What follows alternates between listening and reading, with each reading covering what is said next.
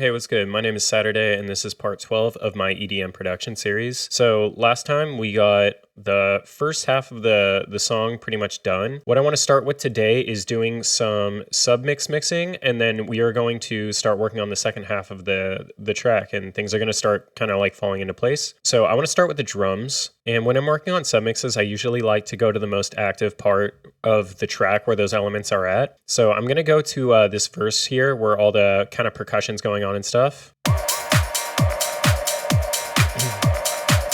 And I'm going to load in an EQ and set it to linear phase. Just going to roll off this.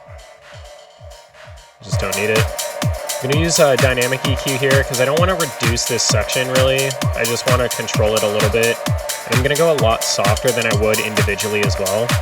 I think I'm going to use this new spectral EQ tool here just to kind of tone down some of these like sharp resonances here. I'm going to do a fast attack and release here. Tighten this up a little bit.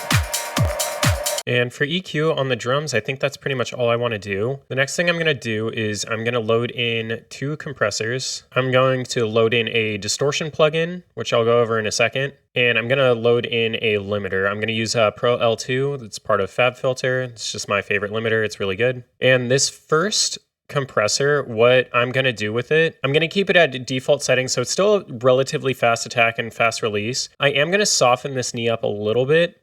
And I'm going to pull this ratio down to like 3:1. And I'm going to try and get like 2 dB of compression here. But before I do that, I do want to enable sidechain here because I don't really want this grabbing my kick because I just already know the kick's going to be a lot louder than everything else anyway. So I'm going to roll this to 150. And you might notice like some crackling. For whatever reason, whenever you're selected on a submix, it'll use up a lot more CPU. So a lot of times I'll go to something that's not on the submix. And you'll notice I have more CPU now. It's just a weird thing in Logic, but I think something like this is kind of nice. I'm not getting a ton of compression. I'm really just trying to control any extra transients that are kind of like poking through. And then the next thing I'm going to add on is I'm going to add on this SSL bus compressor. Again, rolling off the low end. And this is just to create a cohesion. So I have a much slower attack time here. I have a very soft knee, a very fast release, and a 3:1 ratio. I'm really just trying to get like 2 dB of compression just to give it like a movement. So something like that's probably fine. Now I do want to check this with louder peaks in it because I know there's these drum fills here that get a lot louder and there's these like snare builds. So I do want to play this from over here with these loaded up and see kind of how that responds.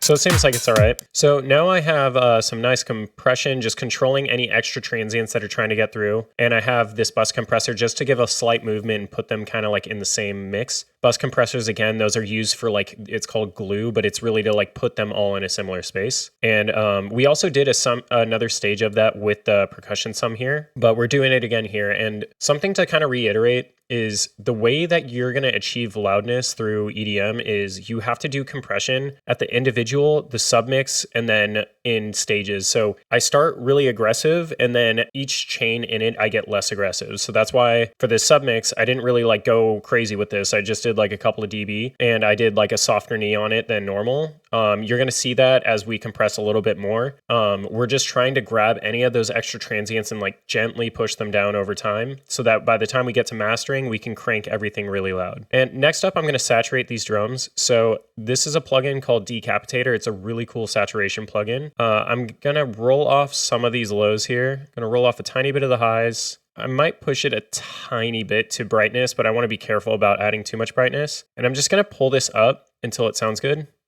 Let's go back to this section here. So there is way too much. And this sounds a little bit nice, but it's a little too much. I'm going to pull that back a little, and I'm going to put the mix down to like 40%. Now this sounds kind of okay, but I'm noticing when I have this off, that top end from those shakers just completely goes away, and I don't really like that. So I want a little bit more control than just having a standard mix knob on here. So I'm going to send this drum mix to a bus. Let's do bus 18. I'm going to send this at unity, so option click to send it here. And I'm going to drag this plugin over to this bus. Now I'm going to go into my mixer, and Logic automatically created this auxiliary channel. So I'm going to select it and create the track. And again, creating a track just makes the auxiliary channel appear in your arrangement window. So I'm going to drag this down and just organize it into my aux stack nice and neat here. And I'm going to name this parallel compressor. And what I'm going to do with this is I'm going to make the mix 100% here. I'm going to solo this. And this sounds like really gnarly. It's like really overly compressed, but with parallel compression, that's actually what you want to do. So I'm going to apply an EQ here, just to roll off a little bit of the low frequencies here. I'm going to dial this back a little bit, and I'm going to pull this all the way to 0. And what we're going to do is we're going to just slowly bring this up until it sounds good, and then pull it back. Maybe something like this could be okay.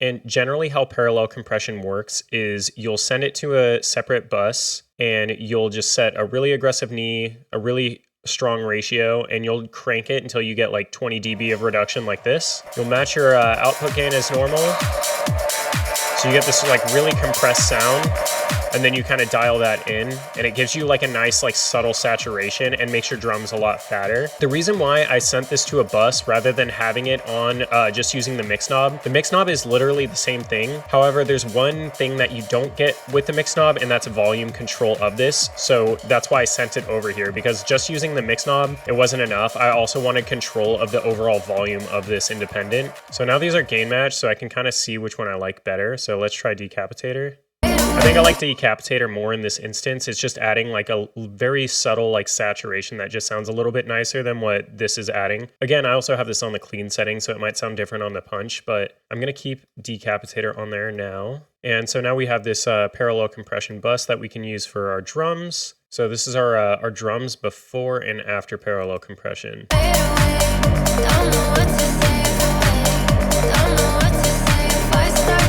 Just like a cool trick that just makes your drums a little bit fatter. Not all tracks will need that, but for EDM, most of the time I'm using that. So now I want to control these drums using a limiter. I usually like having my drums be at -6. So I'll set my limiter to -6, and I'm just going to push this up until I start getting a little bit of compression happening from the limiter. Let's check the snares. Let's check in the drum fills here. Okay, so what that did was it just kind of set our drums at a bit of a more consistent volume. See how right now we're at like -1.9? I want to give us more headroom. So our headroom is just whatever this number is. So it's the distance from the loudest point to 0. Generally, when I'm running a mix, I like this to be around like anywhere from like -4 to -6. It's less about having like a set number of headroom and more about like controlling everything throughout your mix. For example, like say you're still earlier in the mixing stage and you're like already at like -1.8 or something, and you haven't even started compression or anything. It's highly likely that you have a bunch of stuff that's super transient heavy that's like poking through your mix a lot. And so it generally trends to mean that you're going to have very hard time getting a good master out of it. I wouldn't worry too much about an exact number. Like you can be at like -2 or even at 0. It just depends on, you know, like how well compressed everything is up to leading to your mastering. As long as you're not like distorting it, just throw a limiter on here just to be safe. But I usually just like having it around like -4 to -6 or something. I just know that for my drums, I usually like them around -6. So that's where I'm keeping them. I'm going to collapse all these channels as well, just to get a nice like little organized session here. Okay, so now we're moving on to our bass mix here. And because we have two different submixes, I want to mix these independent. For the verse bass though, it's really just two channels that are never playing at the same time. So we don't really need to do anything here. I would rather apply this once we get to the bass mix. And so I'm going to focus instead on this drop bass sum. So we'll make a loop here. And this is just our filter and reverb we already had on there. So let's load in an EQ. We'll set this to linear phase real quick. We are going to load in, and again, I'm doing that just because it's on a bus. When it's on an actual channel, I'd use 0 latency just to save CPU. And I'm going to bypass these compressors. I'm going to load this in, and right off the bat, I'm just going to roll off like up to 20 hertz. We just don't need that. And this part can probably get controlled a tiny bit. I just know once we get to trying to make this louder, these are going to be a little bit annoying. So I'm going to try and tame those a tiny bit there. Everything else sounds okay. So I'm going to load on this compressor. I'm going to pull back the knee a little bit, pull this ratio to like 3. A little bit slower attack. Release around here is okay. And just trying to get any like little transients that are poking up through a little bit too much. Something like that should be okay. Going pretty gentle with this. We're going to add a bus compressor. And it's already rolled off to 150. I'm going to leave that at 150 actually, and I'm just going to pull this down so we're just getting a couple dB. And again, rolling off any of these sub frequencies, we do not want to be grabbing those because they're naturally much louder than everything else. Something like that should be good. And one last thing I'm going to do with this is I'm going to clip the entire channel.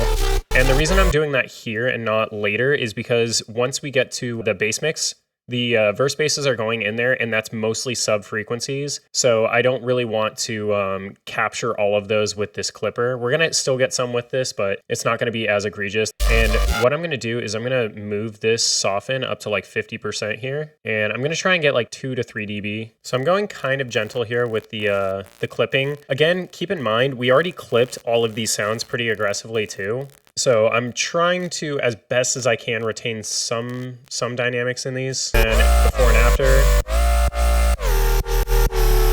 The way that we can kind of like sneak in some more loudness there. I'm just going to add on an SSL here. I'll keep this at 150, and I'm just going to try and get like 1 dB of compression here, like maybe 2. There we go. And I think I'm going to set this to like 6.5, just so it's a little bit quieter than our drums. And I ended up setting this to like 7.5. Also, like, keep in mind too, these drums are much less compressed than these basses are. So I didn't want to be like, oh, well, like decibel wise, this is like half a dB quieter. Even when it's half a dB quieter, like you really have to use your ears for this part. This is entirely subjective. It could be like way too loud for you or way too quiet or something, but I can't really tell you how loud to make something. However, something that you can do is I would recommend finding, if you have access to like an MP3 of like one of your favorite songs that your track you're working on kind of sounds like, you can use it as a reference track and just drag and drop it into your session and kind of just like listen to their tones and like maybe load span on there, kind of look at how the waveforms look, how loud things appear to be, and you can kind of use that as a reference to set your own tone. That's the best way to do it. For this, I'm kind of just going by like my ears and what kind of sounds good. This is something that's going to get adjusted throughout as well. So I'm not doing like a super hard set limiting rule here. And I likely will make changes throughout as I like wrap up the song and then play it back. And I'll be like, you know what, maybe I want to give it like half a dB or 1 dB louder, but I'm not going to get that fine tuning just yet. And I think I am going to pull down the clipping on this a little bit. It's just a little too much. And because I did that, now I want to adjust this limiter again. You see, I'm literally just setting it so that like a couple of peaks are barely getting grabbed by that limiter. But I think that sounds okay. Let's go to our little synth plug here. And we already have this sidechain multiband on that we covered last time. That's just like reducing these tones when that bass is hitting. And this is our filter. I'm actually going to bring this below the multiband, so that's getting applied before any filtering. And I'm going to load in an EQ and 2 compressors here. We'll bypass these next 2 compressors, change this to linear. I'm going to roll off some of this. And I'm just going to use dynamic here, just tame this a little bit. The compressor we're adding after this is basically only going to be grabbing these. Again, reducing these down. Something like that should be okay. Like, I'm really trying to like do this quick and just not overthink what I'm doing. Might not be the most like sonically best way to do things, but I prefer speed and getting songs done over analyzing every single plugin instance in fine detail that I do. And this is just a bus compressor, just kind of gluing these 2 layers together, and that sounds fine. Let me double check its stereo imaging here. Yeah, that's fine. We can check it mono. Add a gain plugin here. And I think I'll add a limiter on this actually, and I'm gonna make its output like we'll test like minus like 8.5 or something, and we'll just crank this until I think that's already too loud. Let's try like -9. I think somewhere around there is okay for now. Again, we might revisit that a bit later. So effects mixes are kind of weird. Usually I actually don't do any processing on these. And the reason why is usually they're downshifters and like risers and stuff. And as a result, you usually don't want to try and control the dynamics of them because they're going from quiet to loud. That's the whole point of them, or they're going from loud to quiet. So I don't really care to compress them. I EQ them at an individual level, and generally that's fine-tuned enough that I don't really have a need to do that as a whole for them. So I'm gonna just leave that blank. And we have our effects vocals mix here. So I'm actually not going to EQ this just because we fine-tune it at like an individual level so well. So I'm just going to add on a compressor to grab any peaks and then bus compression. This will just give a more consistent tone. It's less about grabbing those haze and more about grabbing any like random loud pops in volume like that. See how it was like a little bit louder here? Now this is the next section. And that just controlled that like transient there and that transient. So now when we go into our bus compression, it'll be a lot more controlled and it's not like only grabbing those essentially. So SSL. Let's skip to the second half. And something like that should be okay. So we have all these buses mixed. Right now, they're all going stereo out. So if I pull up my mixer, you can see that all these buses are going stereo out, which is right here. So just like when we're in Serum, this is like all of our oscillators here, and they're going straight to that effects mix. I don't really want them to do that just yet though. So like, you know how we send an oscillator to like a filter or something before we send it to, or like we send it to a bus before like final processing. I want to do the same thing with all of these as well. So I'm going to send everything except for drums and vocals into a bus. I'm just going to pick, we'll do bus 20 for this. And I'm going to send my vocals and my drums to bus 22. And I'm going to route bus 20. So I'm going to change its output to bus 22. So we have our bass, our synths, and our effects all going into this bus here. And then from there, they're going into here. And this bus has our drums and our vocals in it as well. So this is everything that we have in the track.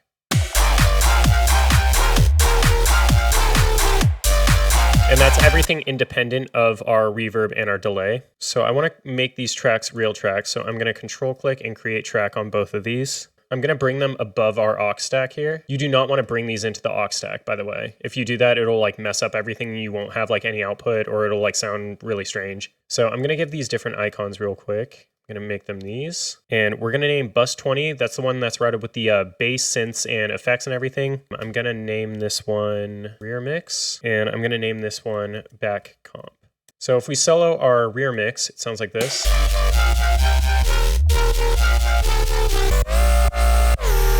The riser there. This is literally just soloing these three submixes. Now the rear mix, I'm going to add a few things too. So I'm not necessarily going to use all of these, but I loaded all of these on. So I loaded an EQ, multiband compressor, 2 compressors, saturation plugin called Saturn, that's by FabFilter also, and then a limiter at the end. And the back compressor is just going to have 2 things on it, and that is just 2 Pro C2 instances. And I'm going to bypass these for right now. Let's make sure our routing is changed. So our output is going to bus 22. So now this is all set up correctly. And we'll revisit this right before we get to mastering. I just wanted to get these set up early. Essentially what these are doing is it's a final stage of like mixing and compression before sending it off to get mastered. And I like doing this here because you can get a little bit more loudness and a little bit more control before sending it to that final mastering chain. And you can also control how loud things are prior to them coming into the master signal. I'm also going to make these into a submix real quick. These are the vocals. And we can just also route this into that back compressor as well. But what we can do is we can just turn all of these down by like 2 dB, and that'll give us a good amount of headroom. There is volume automation on this synth mix, so I'll have to manually do that, but we'll select these two. I'm just gonna go -2. We'll select these two and do -2. And then we'll open automation, and we're at 0 here. So it says -3.1, so I'll drag it to -5.1, and that's -2. And now we just made everything quieter by 2 dB. We don't have to do that with the aux stack because this information is getting sent after this, so it's already going to be quieter anyway. So by act of turning down the submixes, you're also turning down your auxiliaries. And I ended up just turning them down to -3. So I'm also going to click on stereo output here, and I'm going to click show output track, and that'll just show our master all the way at the bottom here, just so we can kind of like quickly go down here and see it. So now we have a decent amount of headroom, and this will get more controlled with this rear mix and this back compressor as well. So it's a little louder than I would personally like it, but it's like pretty on par for with what we're going to be doing. Once we limit this and stuff too, it'll be fine. We may need to revisit these limiter settings now that we pulled these faders down as well, but this should only affect the final output of the track and shouldn't really impact the limiters too much. But that's something we can revisit later if we're noticing an issue. But for now, it sounds okay. And now that we kind of have everything squared away, I'm just going to copy over this transition loop we made. I won't copy the automation. And now we have this like 8-bar transition here. And what I'm going to do is I'm going to select everything that we did in the first half. I'm going to unselect this. And what I'm going to do is I'm going to copy this all right here. But you'll notice when I try and move this, it's giving me this error because I have all these tracks that are frozen. So I'm going to go through and unfreeze all of these tracks, copy them over, and then refreeze them. And you can also do that in the window, but it just takes forever. All right, and so I'm just going to copy this right here. I'm going to copy all the automation data. Now, when you do this, you kind of want to double check everything because sometimes it'll do it super weird. So I'll expand those in a second, make sure it copied it correctly. But now we kind of have like an outline for about how long the song is going to be. It's going to end up somewhere around here. So I'm going to go all the way to the end of this session, and I'm going to grab this playhead that's all the way at the end. You'll get this little like bracket icon. And I'm just going to pull this all the way into like 97. I'll leave a little bit of space at the end. Now when I zoom in and zoom back out, all that extra space is gone. So it's just a lot more tight and it's easier to navigate our project. And right off the bat, I'm noticing that it did not copy over this automation here. So I'm just going to select that and copy it over. So I'm going to do some relabeling here by using the global tracks. And I'm going to come into here. And for this intro part, I'm going to add in a verse just to kind of break it up because they are like sort of two different sections because all that percussion comes in. I know technically it's looping the same thing, but I'm just going to label that verse. I'm going to come over here and then we're just going to copy over all of these settings. So we'll do verse 2. Build 2 should be right here. And then we'll make an outro. And I'm actually going to extend these brackets a little bit, go to like here. And I'm going to copy these drums that we have on the transition here. It's just like the kick and the clap. This. All right, and now everything is kind of like organized, and I'm noticing an issue immediately here is that the transition kind of comes in weird here. So we're going to address this, and then this is probably going to get reduced and come into the drop sooner, and then we have to make an outro. But because we already have like all of our tones kind of in place and all of our drums and everything, it should be pretty smooth sailing from here. So that's going to wrap up this one. In the next one, we're going to start addressing these issues here and start getting kind of like a different concept for the second half of the track going. But that's going to be it for this one. Thanks so much for watching, and I will see you guys in the next one.